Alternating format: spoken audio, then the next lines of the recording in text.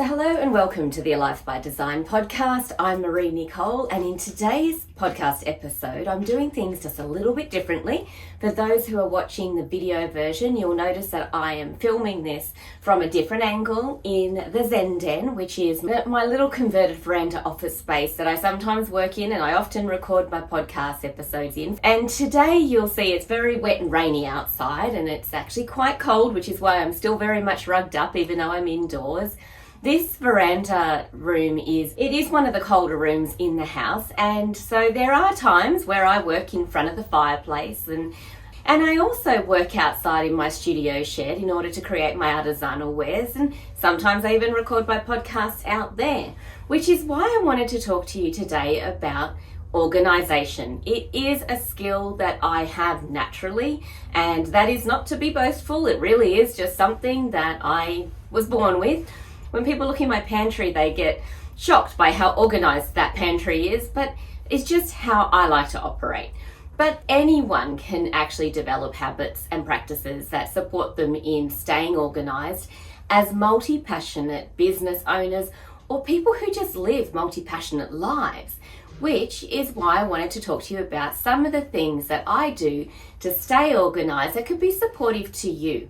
And one of the aspects that is really important right now for me to practice is being able to move from space to space and work. Because I've been in this cottage and on this property for 10 years now, and we are selling the property, and I will be moving out of here. I'm not exactly sure what I'm moving into, but I do know that I'll be traveling a lot more on the road, and I do need to be able to continue my remote work while I'm on the road.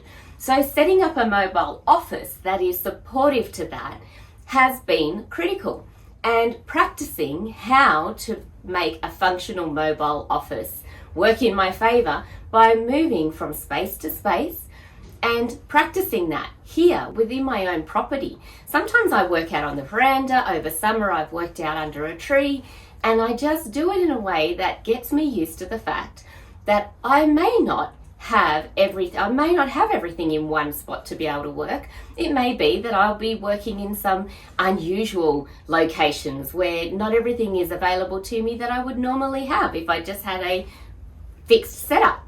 So that's part of what I wanted to share with you today. And I also want to share with you how I organise my notes. Because I freelance for another organisation, I have my own business, which is creating artisanal wares, coaching, and my content creation. There are many facets to just my income streams.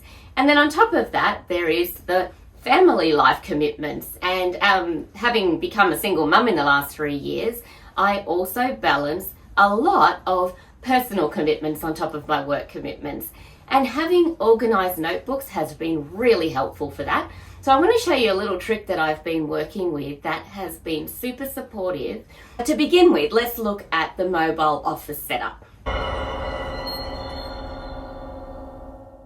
Now, I carry everything in a backpack. I used to actually use a basket, and that was very handy for things to be easily accessible. But the more I started to practice to take my mobile office, say, into town and work down by the river, or go into, I've sometimes worked out of the car, for example, which has been a really good experiment.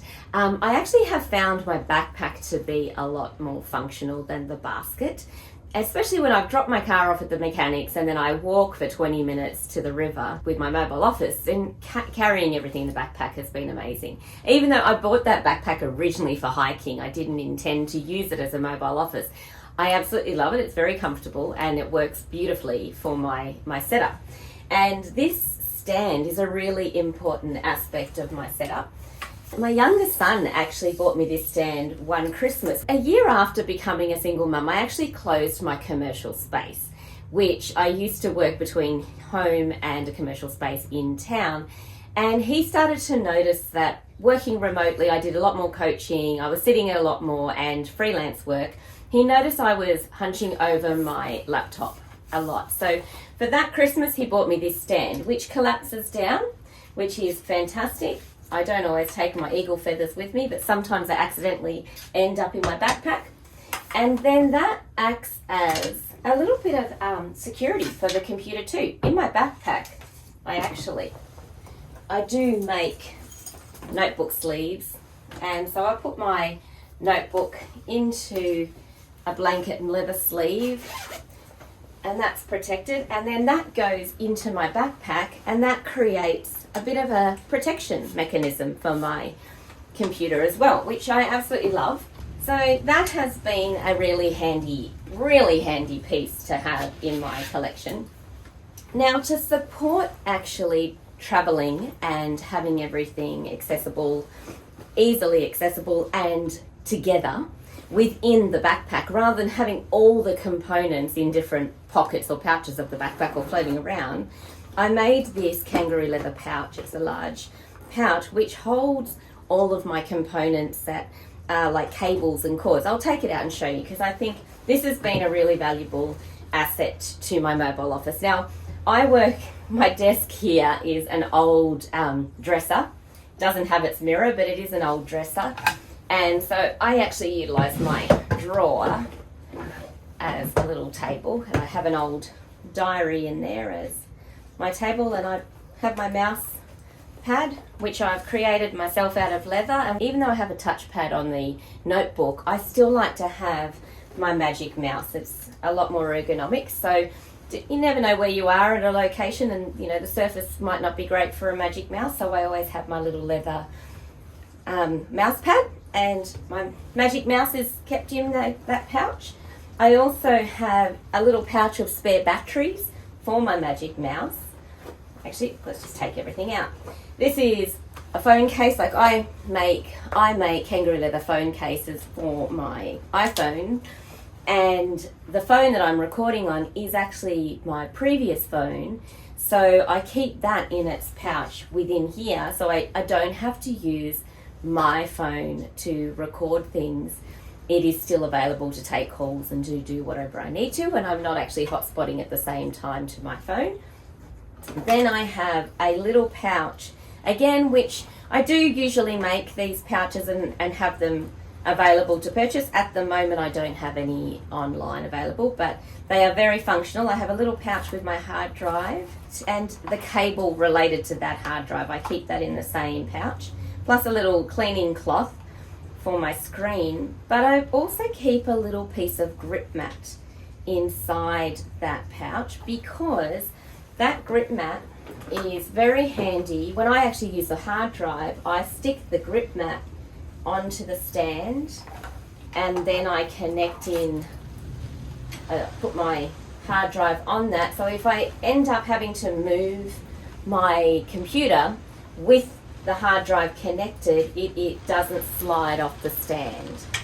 While I back things up to the cloud as well, I actually still like to have a physical hard drive that I connect to. Also because some of the apps that I use are very intensive on the hard drive, on the computer hard drive, so I run it off the external hard drive instead. And then in here I have my charging brick and 2 sets of charging bricks for my phone and AirPods and iPad.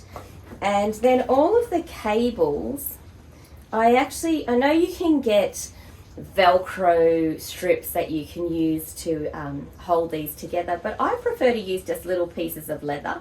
So I've got little pieces of leather that I tie around them so they don't unravel, and they're all just easy to access and pull out when I need them.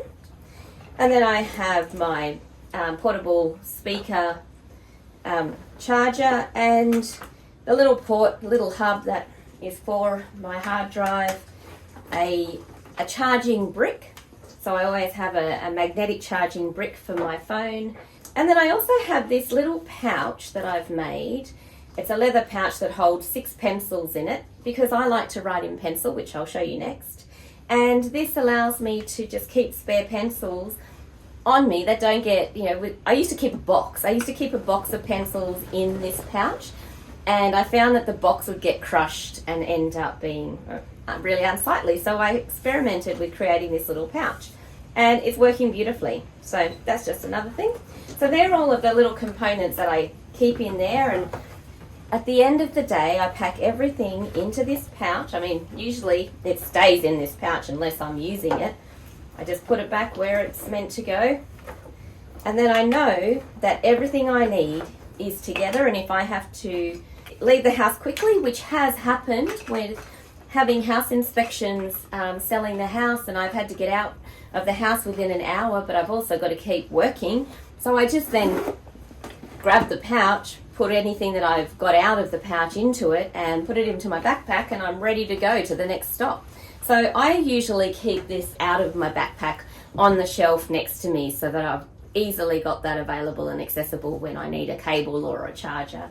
So that's just one way I stay organised. The other way is through these notebooks. I actually make and sell this 3-in-1 notebook set, which is this part here, and I've turned this one into a 4-in-1. I've added an extra notebook in it, but the original design was for 3 notebooks. Actually, which this one is. So this one here is 3 notebooks in the one cover. And I just have recently slipped in a 4th little notebook, because this little notebook here has to do with the finalisation of a chapter of my life and finalising my divorce, as well as the sale of this property. So any little notes that I need to keep relating to that go into this little notebook, which I will not need after that is final. So the other notebooks within this little cover are related to the work that I do. If I do different freelance jobs, I dedicate one little notebook to the freelance job, and I've got notes on the front part of the notebook, when we have team meetings. And then at the back, I keep the log of the hours that I'm working, and then I transfer it to a spreadsheet so I can easily keep track of that. I found that to be a lot handier than actually trying to update the spreadsheet every time, because I could be partway through a project and someone else might call relating to another assignment, and I've not actually entered it into the spreadsheet yet, but it's easy to just write down quickly with a pencil the time that I stopped working on that project and then moved on to something else. So I log that in the next notebook relating to that project. And then at the end of the day, I add it to the spreadsheet and I know exactly how much time I spent on a project. The other notebook in here at the moment is actually planning for the next chapter of my life and things relating to, say, where I'm going to live, whether or not I'm going to buy land and build a series of tiny homes, pavilion style, or whether or not I will live on the road, which I don't think I'd live on the road permanently. I did consider that, but anyway, the whole idea is any new information or questions that I have for people who I know who have been through that process of building a tiny home, looking at, say, zoning or even considerations around insurance. I've written the questions in that notebook so that when I get that chance to sit down and talk to them, I've got that accessible. I also do a wins journal in this, and this is only recently, in the last year or so, I've created this little notebook where at the end of the day, I record my wins and help with my confidence building, because after going through the process of being married for 24 years, having a business that I established that was definitely a big part of my purpose and passion, and then closing that physical space, has been quite a big shift back into confidence of I'm living with purpose, on purpose. And so at the end of the day, writing down the wins that I've had that day that align with how I'm here to serve the collective, and just even little things like little wins that I've had with my children. So that's got nothing to do with organisation, but it has got to do with confidence building, so I thought I'd share that one with you.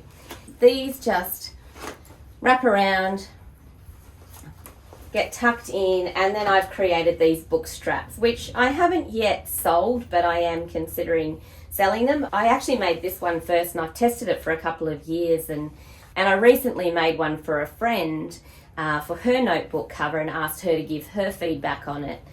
And I have a little pouch here which is for the sharpenings and a pencil sharpener in there. So when I'm out and about and if I don't have a bin accessible, I can easily sharpen my pencil, and I've got my eraser on it. So I like to write in pencil, which is why I have the little pouch of spare pencils.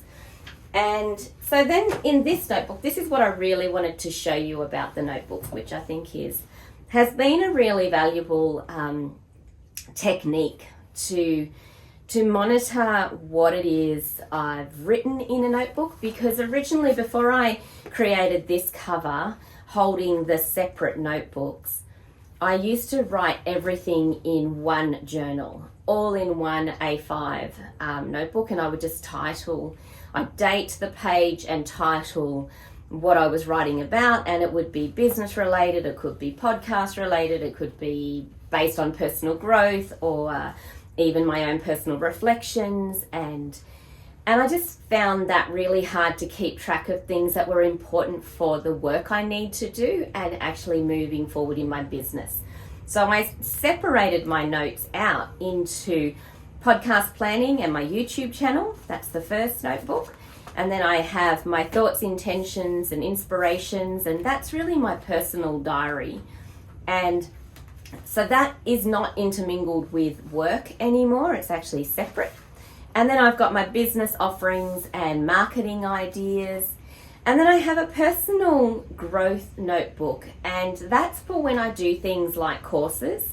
And so I've had the Gene Keys and the Dream Arc and just other courses that I've done that have really been focused on my personal growth, which is not necessarily a part of my reflection process. It is a part of that personal journal, but I find it different because I use it also in my coaching service to help other people connect to the essence of who they are and let that be their outer expression.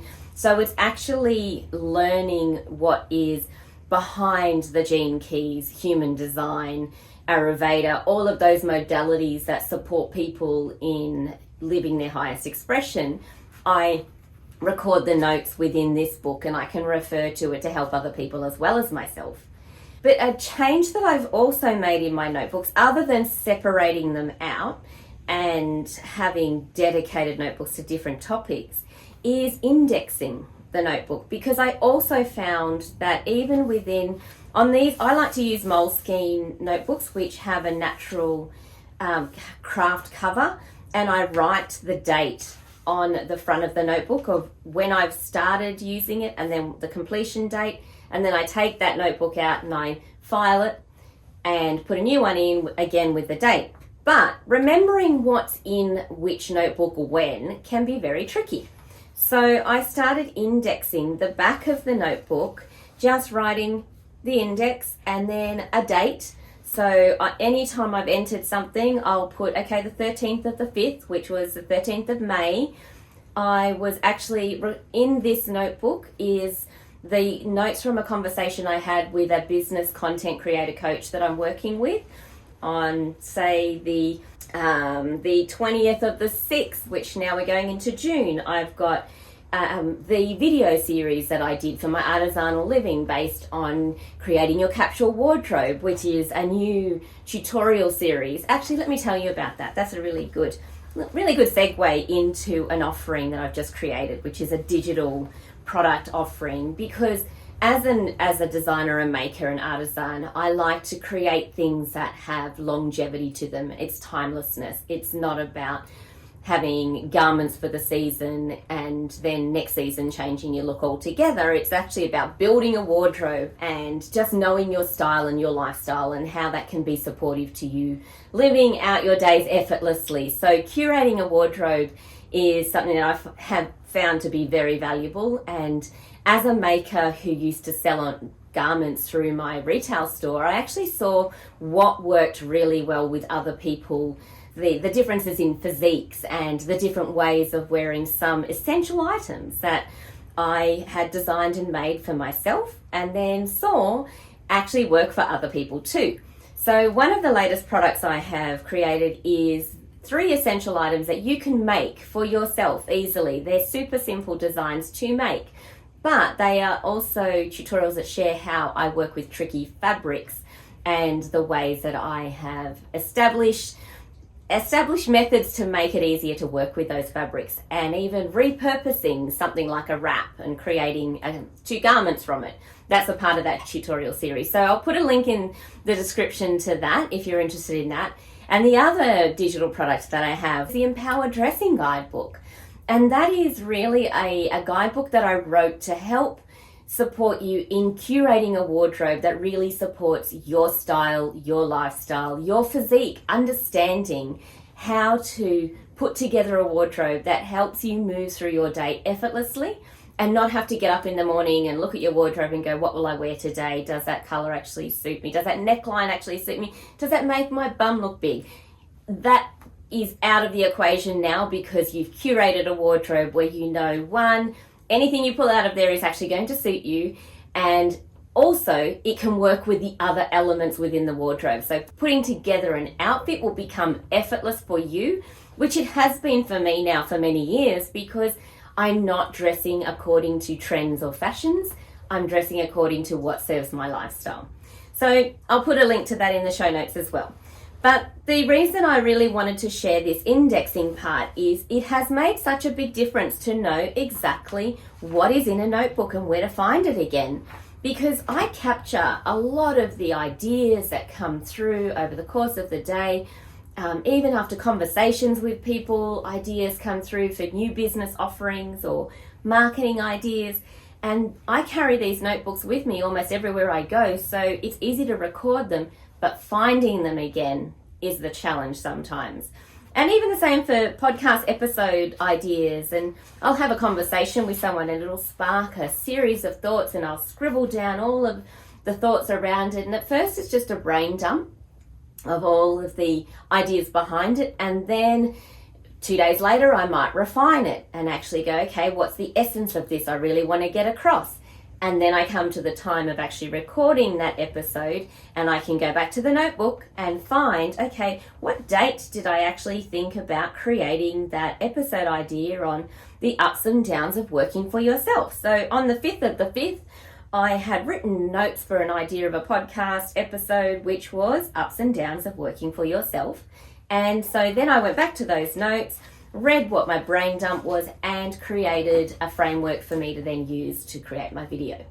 So I hope that me sharing some of the ways that I stay organized as a multi-passionate person with lots of projects that I not only start but also like to make sure I finish, and living a multifaceted life, living in a rural location and also loving to travel and explore and experience new things and connect with people beyond my LGA, and still be able to work while I'm doing that, actually still keep the cash flow coming in.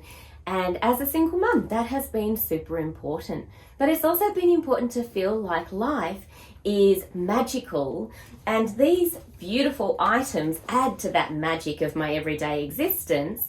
And not only what I make, but I also acquire beautiful pieces that other people make, and it infuses my day with the magical handcrafted elements that I just really appreciate.